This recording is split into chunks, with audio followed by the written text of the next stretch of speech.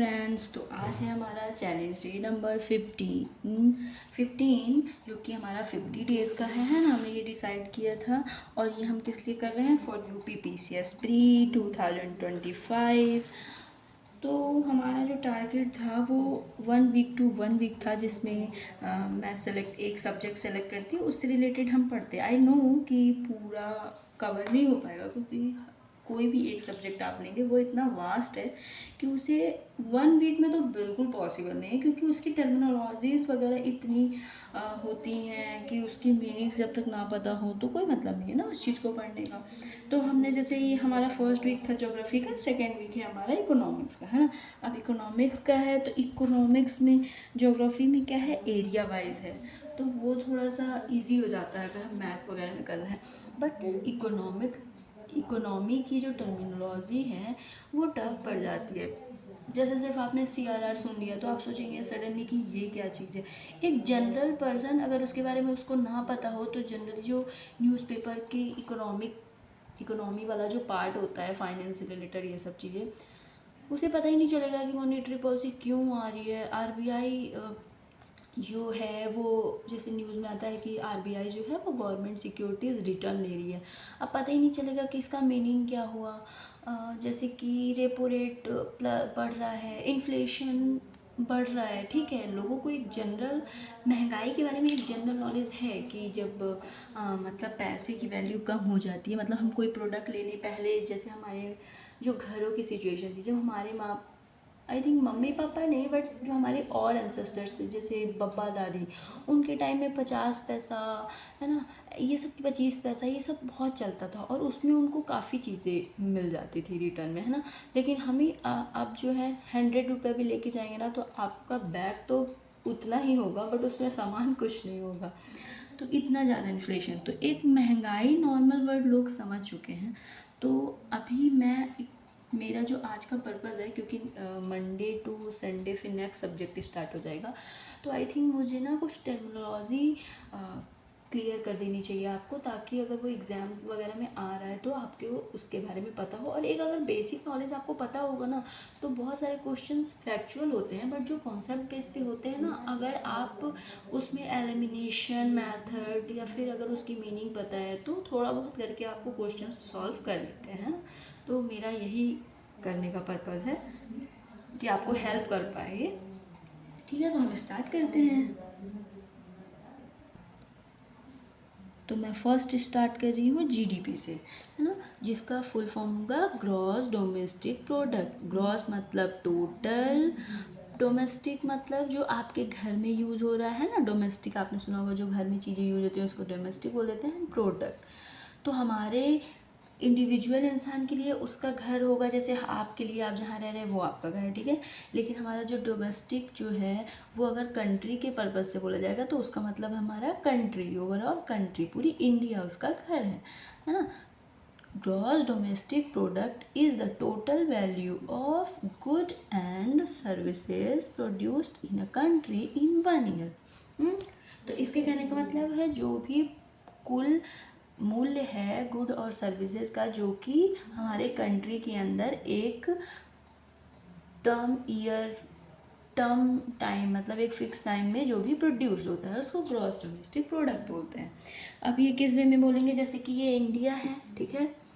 अब इस physical India के अंदर जितनी भी चीज़ें वर्क हो रही हैं, या फिर हमारे ना मेंबर्स, अगर इंडियन मेंबर्स जो हैं वो कंट्री के कहीं पे भी होंगे, अगर वो कुछ भी प्रोड्यूस कर, जैसे मान लीजिए मोस्टली लोग अमेरिका जाते हैं ना, अगर वो यहाँ भी प्रोड्यूस कर रहे हैं ना तो वो जो हमारा होगा वो GDP में इंक्लूड होगा। अगर अमेरिका के लोग यहाँ कर रहे हैं ना, अगर वो यहाँ प्रोड्यूस कर रहे हैं, जैसे बहुत सारी कंपनीज बाहर से आती हैं, अमेज़ॉन हो गई, है ना, आप मतलब जितनी भी हैं, जापानीज़ कंपनीज हो गई, है ना, वो सारी अगर यहाँ भी प्रोड्यूस कर रही हैं तो भी वो हमारे GDP में काउंट होगा, ठीक है। मैंने जब आपको ये नेशनल इनकम के बारे में बताया था तो मैंने आपको GDP, GNP, NNP, है ना, तो अगर यहाँ भी कुछ प्रोड्यूस हो रहा है अगर वो कंट्री के अंदर तो हमारे GDP में काउंट होगा। बट जो GNP होता है तब ये जब हम जीएनपी काउंट करेंगे, है ना, जीएनपी ग्रॉस नेशनल प्रोडक्ट, तब नेशनल मतलब राष्ट्रीय, तब हम इसको यहाँ की जीडीपी में सिर्फ काउंट करेंगे, जीएनपी में काउंट नहीं करेंगे। ये जो जहाँ की कंपनी होगी वहाँ के जीएनपी में काउंट होगा, ठीक है।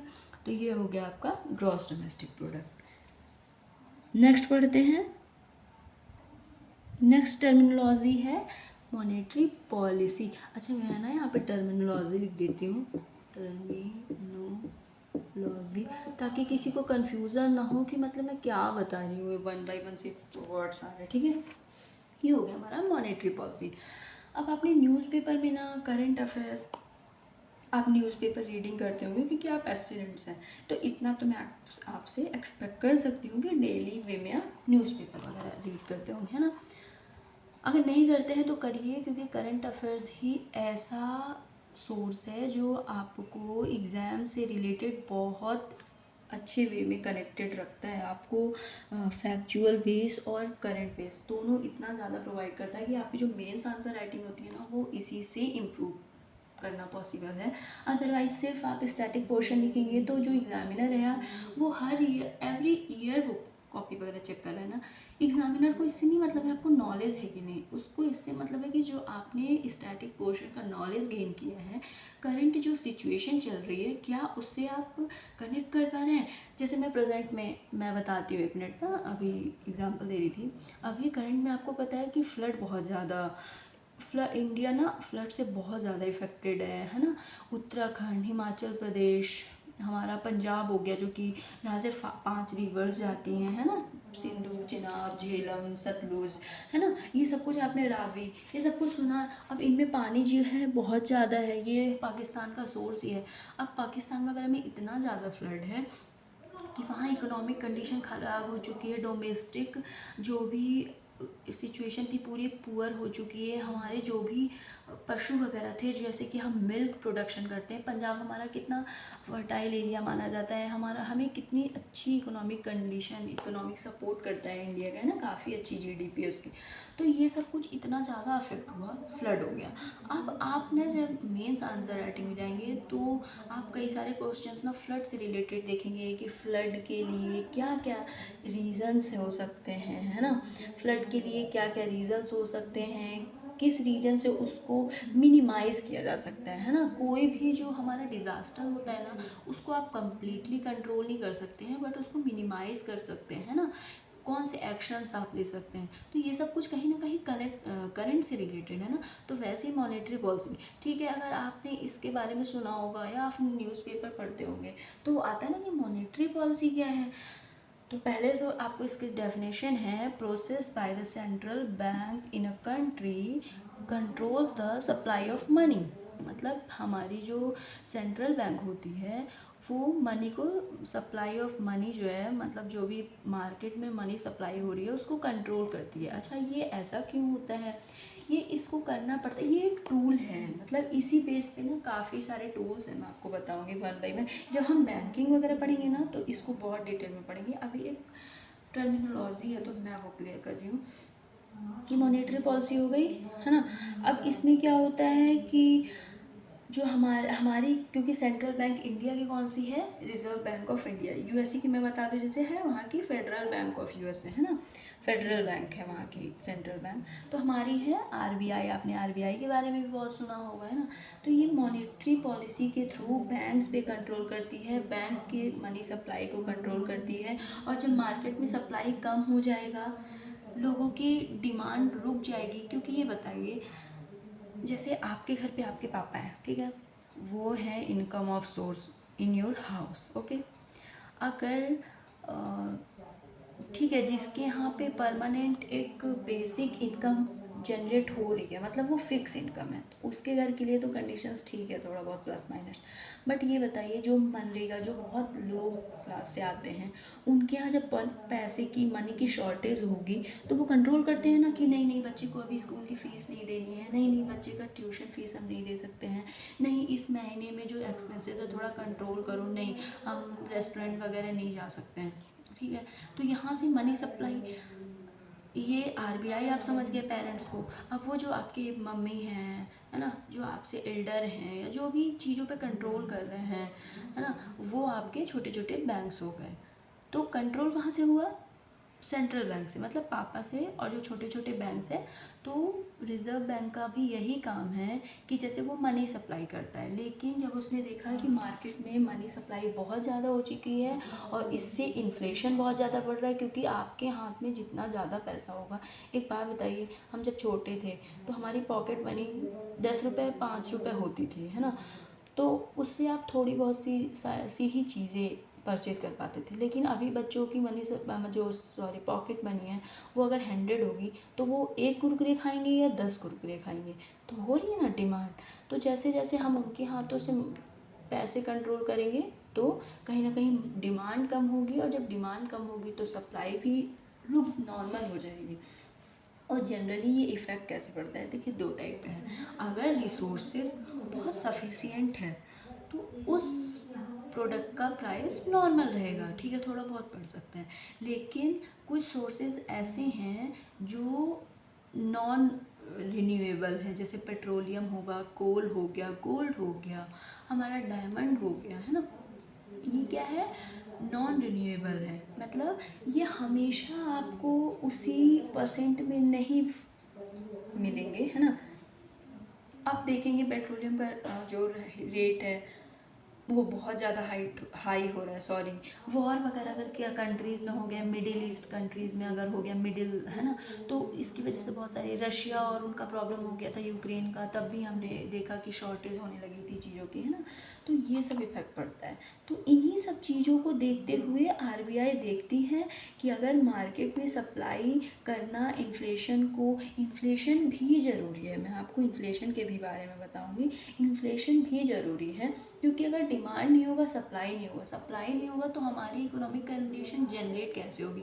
कैसे मनी जो है हम क्रिएट करेंगे, है ना, क्योंकि डिमांड करेंगे तभी तो सप्लाई, हम और मशीनरी लगाएंगे, इन्वेस्टमेंट करेंगे, कैपिटल लगाएंगे, सेविंग्स होंगी, है ना। तो कहीं ना कहीं ये सब कुछ मनी जो है जनरेट करने के लिए।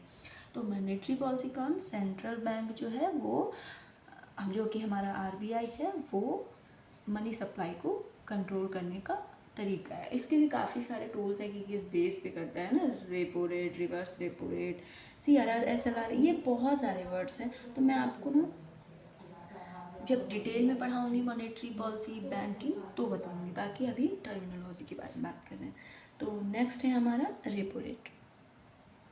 ओके, तो जैसे हम बात कर रहे थे रेपो रेट के बारे में, है ना, रीपर्चेज ऑप्शन क्या होता है? Rate at which the RBI gives loans to other banks. अब आप ये आपको पता है ना कि हमारा जो पैसा है, सॉरी, वो बैंक्स के पास होता है ना।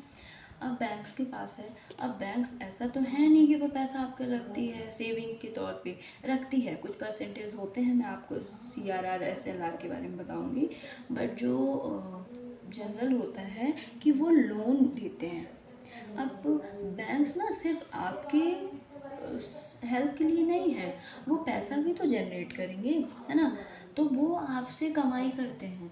तो RBI gives loans to other banks. अब ऐसा होता है कि अचानक से जो उनके पास सेविंग्स हैं, जितने लोगों ने किया है, अगर उन्होंने पैसे अपने ले लिए, लेकिन बैंक्स को तो लोन देना है, जो डिमांड करेंगे तो वो क्या करेंगे, हमारा जो आरबीआई है उससे लोन लेंगे, है ना।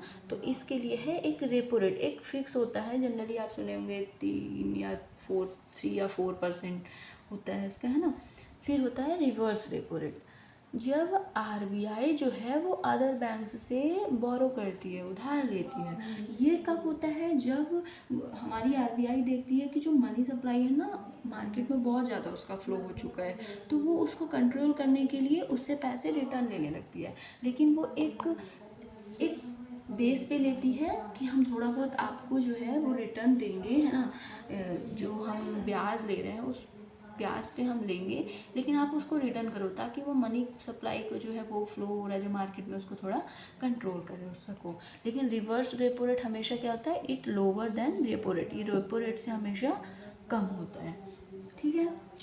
जैसे पेरेंट्स ही देख लेते हैं कि अगर बच्चा बहुत ज़्यादा पैसा, अगर ये पैसा सही वे में यूज़ कर रहा है, पढ़ाई लिखा है ना, तो वो तो देते हैं, वरना अगर वो देख रहे हैं कि ये गलत चीज़ों में गलत डिस्ट्रैक्शंस की वजह से इफ़ेक्ट हो रहा है, तो वो उससे पैसे रिटर्न लेने लगते हैं, है ना।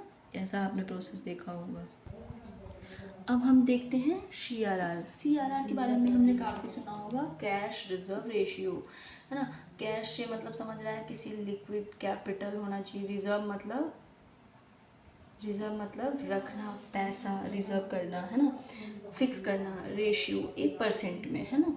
तो क्या बोल रहा है, the percentage of liquid cash every bank has to keep with the RBI, it is a percentage of their deposits, है ना। कोई भी एक बैंक है, जैसे कि हमारा घर है, 100 रुपये अगर आते हैं हमारे पास, या इनकम सोर्स है, मान लीजिए एक फैमिली है, उसमें 2 बच्चे हैं, ठीक है, उनकी जो अर्निंग है वो 100 है एंड 100 है। अब ये आज की फैमिली का नहीं है, न्यूक्लियर फैमिली का नहीं है कि कोई ऐसे कंट्रोल करता है, बट जनरली जब पहले पेरेंट्स का एक कंट्रोल था, तो अगर इनकम सोर्स है ना, तो कहीं ना कहीं ये कुछ ना कुछ दोनों से इक्वली रख लेते थे। तो जैसे मान लीजिए अगर वो, क्योंकि 3-4% ही जो है वो रिजर्व रखा जाता है CRR के थ्रू, बट मैं क्योंकि आपको एक एग्जांपल दे रही हूँ, तो जैसे हमारे फादर हैं, तो 50 ये बेटा रखेगा और 50 ये बेटा रखेगा, ठीक है। अब कभी ऐसा हो गया कि जैसे कोरोना टाइम में आपका था ना, कि कोरोना टाइम में ठीक है, जिनकी एक फ़िक्स इनकम थी, गवर्नमेंट जॉब वाले या प्राइवेट सेक्टर में भी वो काफ़ी हाई लेवल के थे, उनका तो एक फ़िक्स था, बट मोस्टली लोगों की जॉब जो है वो जा चुकी थी, है ना।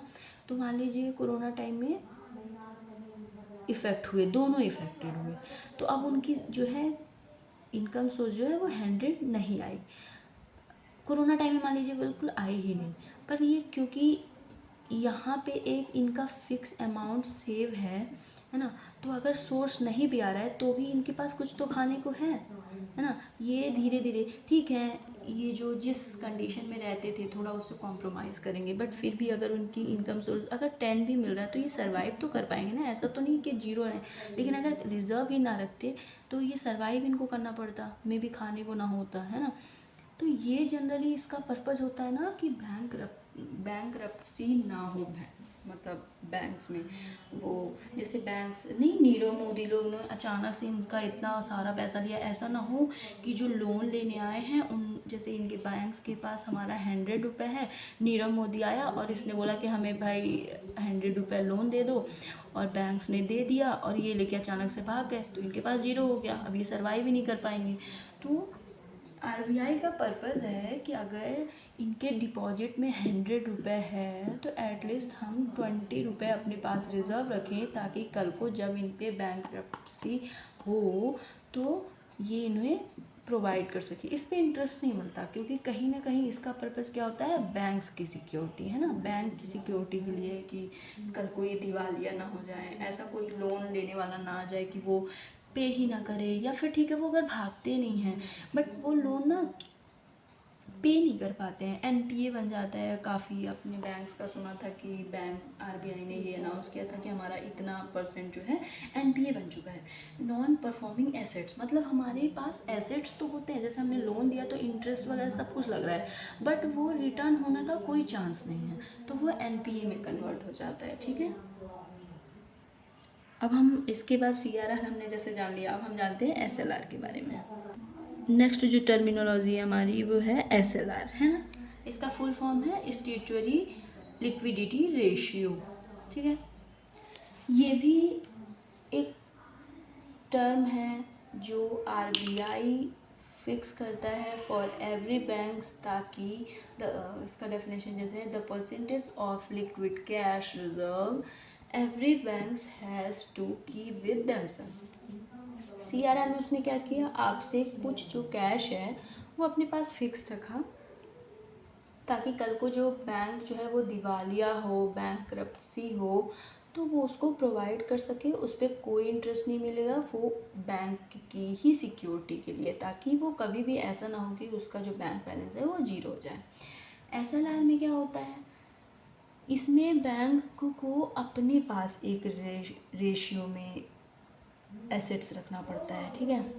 अब ये एसेट्स सीआरआर में कैश होता है, एसएलआर में गोल्ड और गवर्नमेंट सिक्योरिटीज़ होती है।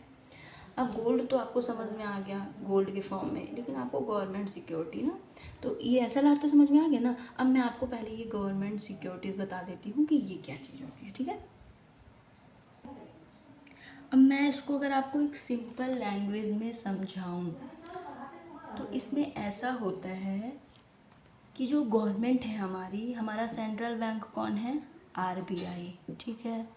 इसके अंडर में कई सारे बैंक्स आते हैं, कॉरपोरेट बैंक्स आते हैं, नेशनल बैंक्स आते हैं, है ना, प्राइवेट बैंक्स आते हैं, कई टाइप के बैंक्स आते हैं। ये कई टाइप के हमारे बैंक हो गए। बट क्योंकि हमारा सेंट्रल बैंक कौन है, आरबीआई, तो हमारा जो गवर्नमेंट है उसको कुछ भी नीड होगी तो वो किसके पास जाएगा, हमारे आरबीआई के पास। आरबीआई के पास जाएगा क्योंकि वो जानता है वो बैंकर्स ऑफ बैंक है, मतलब सभी बैंकों का बैंक है, मतलब जितना भी एसेट्स हमारे कंट्री में है वो सब कुछ है आरबीआई के पास। तो हमारी सबसे बड़ी हेल्प कौन करेगा, आरबीआई। जैसे कि अगर माँ को ज़रूरत है, ठीक है, अगर माँ को ज़रूरत है तो वो क्या हमसे हेल्प लेने आएगी, हमारे पास तो पता है कि हमारे पास कमी होगा, वो किसके पास जाएगी, पिता के पास जाएगी, क्योंकि उसको पता है कि सबसे ज़्यादा खजाना जो है वो पिता के पास है ना। तो ये अब गवर्नमेंट सिक्योरिटी कैसे वर्क करता है, अब क्योंकि गवर्नमेंट को पता है कि आरबीआई के पास ही सबसे ज़्यादा रिजर्व्स हैं, तो जब गवर्नमेंट को वो स्कीम्स या कुछ भी जब वो अपना बनाती है, नेशन बजट वगैरह कुछ भी, है ना, एलोकेट करती है एक परसेंटेज कि हम इतना परसेंट प्रोवाइड करेंगे स्कीम्स में वर्क करने के लिए, इतना प्रोवाइड करेंगे पेंशन के लिए, इतना इतना हम मनी जनरेट करेंगे। जैसे मनी कैसे जनरेट करते हैं, ये भी होते हैं ना, रोड वगैरह बनाते हैं, ट्रांसपोर्टिंग ईजी करते हैं, ताकि ट्रांसपोर्टिंग हो, एक्सपोर्ट ज़्यादा हो तो हम टैक्स लें, और टैक्स से बनाने से क्या है, इनकम जनरेट होगी, ठीक है ना। तो आरबीआई के पास गई, अब आरबीआई से इसने क्या हुआ, 100 रुपये लिए। अब 100 रुपये आरबीआई से मांगा तो आरबीआई ने बोला अच्छा अब आप मुझे ये 100 रुपये तो आप मुझसे ले रहे हैं, लेकिन उसके बदले में मुझे क्या देंगे। तो गवर्नमेंट ने बोला कि हम आपको 200 पे करेंगे। अब आरबीआई ने फिर से दिमाग लगाया, उसने बोला कि गवर्नमेंट इंडिया में तो फिक्स होती ही नहीं है, वो हर 5 साल में, एवरी 5 ईयर में वो चेंज होती है। बट क्योंकि कभी कभी गवर्नमेंट बीच में भी गिर सकती है जब उसको बहुत ज़्यादा सपोर्ट ना मिले, तो आरबीआई ने बोला कि एक गवर्नमेंट जाएगी, मान लीजिए बीजेपी की है, कांग्रेस आ गई, कांग्रेस है बीजेपी आ गई, तो वो हमें पैसे क्यों पे करेगी, तो आप हमें कुछ ऐसा सॉलिड प्रूफ दीजिए जिसके बेस पे हम कोई भी गवर्नमेंट आए उससे पैसे हमारे मांगे तो हमारे रिटर्न हो जाए, क्योंकि हम तभी देंगे आपको। तो गवर्नमेंट ने बोला ठीक है, हम आपको एक शपथ पत्र देते हैं। जैसे एफडी होती है ना कि आपने फिक्स डिपॉजिट कर दिया, फिर वो एक टाइम के बाद आपको रिटर्न हो जाती है, तो वैसे ही गवर्नमेंट सिक्योरिटी हुई। तो गवर्नमेंट ने क्या हुआ, एक शपथ पत्र दिया, शपथ पत्र समझ लीजिए, जिसमें वो साइन कर देता है कि गवर्नमेंट कोई भी आए उसको इतना आपको ये रिटर्न करना पड़ेगा, ठीक है। तो आरबीआई को ये शपथ पत्र मिल गया। अब आरबीआई, अब ये गवर्नमेंट सिक्योरिटी ऐसी है कि इसकी वैल्यू कभी कम नहीं होती, इसका इंटरेस्ट रेट कभी कम नहीं होता है। अब आरबीआई ने फिर वही है कि आरबीआई सीआरआर एसएलआर बेस पे बैंक से जब लोन लेती है या फिर ये, तो गवर्नमेंट सिक्योरिटी ऐसे वर्क करती है। तो अब ये जो छोटे बैंक हैं इनके पास तक कैसे पहुँचेगा, जब बैंक्स जब अपना पैसा इनके पास रखती है ना कि आप हमारा 100 रुपये रख लीजिए, तो आरबीआई बोलता है कि इसके बदले में हमें क्या मिलेगा, तो बोलते हैं कि हम आपको 50 रुपये एक्स्ट्रा देंगे। बट कभी अगर वो ना दे पाए तो क्या, एक फिक्स अमाउंट में ये बैंक बोलता है कि एक काम करो, आप पैसे मत दो हमें ना, गवर्नमेंट सिक्योरिटी दे दो, क्योंकि ना तो उसका कभी इंटरेस्ट कम होता है, वैल्यूज़ की कभी कम नहीं होती, और गवर्नमेंट सिक्योरिटी का ये प्रॉफिट है कि वो पैसा हमें जब भी नीड होगी हमें रिटर्न हो जाएगा। तो गवर्नमेंट सिक्योरिटीज़ की काफ़ी वैल्यू होती है, आप पढ़ेंगे तो ये भी आपको, ये सब कुछ आपको मॉनेटरी पॉलिसी, बैंकिंग, है ना, ये सब में होगा तो पता चलेगा। हम जो नेक्स्ट टर्मिनोलॉजी यूज़ कर रहे हैं वो है, ये हो गया हमारा इन्फ्लेशन, है ना, महंगाई। अब महंगाई का कोई ऐसा वो नहीं है, जब भी प्राइस रेट बढ़ जाता है, मतलब अगर आप कोई चीज़, अगर आज आप मिल्क जो है 20 का 1 लीटर ले रहे थे, 1 लीटर आपको मिल पा रहा था, कल को अगर ये आपको 25 या 30 में मिला 1 लीटर, तो ये क्या होगा, महंगाई होगी, इन्फ्लेशन हो गया। अब इसको महंगाई का नाम क्यों देते हैं, क्योंकि जो हमारा पेमेंट होता है वो भी तो बढ़ता नहीं है उसी बेस पे, उसके लिए 1 ईयर 2 ईयर का टाइम होता है, बट इन्फ्लेशन कभी भी हो सकता है। किसी भी चीज़ की जब शॉर्टेज हो जाती है तो उसकी महंगाई, अगर वो डिमांड में है तो उसकी महंगाई बढ़ जाएगी। जैसे आपने एक टाइम पे सुना होगा ना, टमाटर, उसका रेट 110 150 चल रहा था। क्यों? टमाटर ऐसा बेसिक प्रोडक्ट है जो जनरली हर खाने में लोगों को टेस्ट देता है ना, सॉस वगैरह, मतलब मोस्टली चीज़ों में टमाटर ऐसा है कि यूज़ है, डोमेस्टिकली वो बहुत ज़्यादा यूज़ होता है। उसका रेट 150 हो गया। ये क्यों किया गया? ताकि, क्योंकि हमारी जो है टमाटो की शॉर्टेज हो गई, बट लोगों ने इतना पे किया। ठीक है, अगर 100 डोमेस्टिक हाउसेस थे, 100 लोगों ने नहीं परचेज़ किया क्योंकि 150 है, बट 20 लोगों ने भी किया, तो क्या है कि हुआ ना, मतलब जहाँ पे 100 लोग टमाटर को परचेज़ कर पा रहे थे, उनकी पावर थी, अब सिर्फ 20 लोगों की है, मतलब उसकी महंगाई बढ़ चुकी है। तो ये किसी भी वे में हो सकता है ना। पहले आप देखेंगे कि जहाँ पे आप पहले 100 रुपये लेके जाते थे तो इतनी सारी सब्जी आ जाती थी, वैराइटीज़ आ जाती थी। अभी आप 100 रुपये लेके जाओ, 100 रुपये लेके जाओ, तो आपको 2 से 3 ही ऑप्शन मिल पाएंगे। तो ये क्या है? महंगाई है ना। महंगाई, इन्फ्लेशन हो गया। महंगाई कंट्री में ज़रूरी होता है, 1% तक होना चाहिए जनरली, 2 से 3% होना चाहिए, 4 के ऊपर नहीं होना चाहिए, फिर हायर इन्फ्लेशन हो जाता है। जिसमें जैसे इन्फ्लेशन में क्या होता है, ठीक है थोड़ी महंगाई बढ़ी है, बट इससे ना मनी भी जनरेट होता है। मनी कैसे जनरेट होता है? अगर डिमांड बढ़ रही है तो सप्लाई भी होगा, और सप्लाई मतलब उसका काफ़ी अच्छा जो है पैसा रिटर्न मिल पा रहा है।